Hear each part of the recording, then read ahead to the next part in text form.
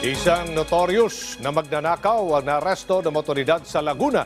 Ang sospek sangkot din pala sa holdapan at iligal na droga. May ulat si Bien Manalo. Wala ng takas ang lalaking ito sa ikinasang bypass operation ng mga operatiba ng Siniloan Municipal Police Station sa Barangay Lagyo, Siniloan, Laguna. Kinilala ang sospek na si Arvin Istalero, 21 taong gulang. Ayon sa investigasyon ng mga pulis, notorious na magnanakaw ang sospek sa lugar.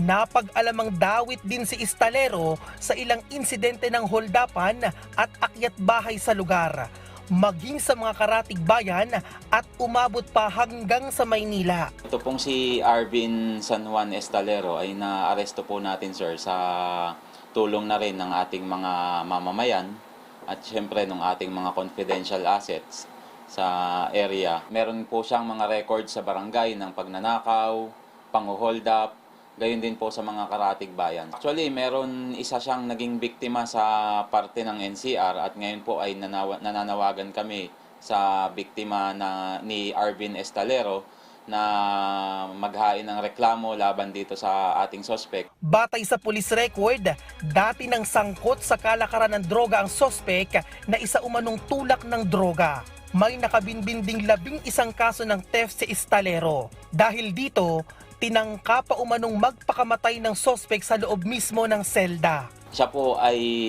involved sa mga illegal drug activities dito sa bayan ng Siniloan at gayon din po sa mga karatig bayan. Meron nga pong insidente ng pagkitil ng kanyang sariling buhay sa loob mismo ng custodial facility po natin na naagapan po ng kapwa inmate. Ito pong ating mga complainant, sir, is natatakot po talaga sa kanya. Bakit po, sir?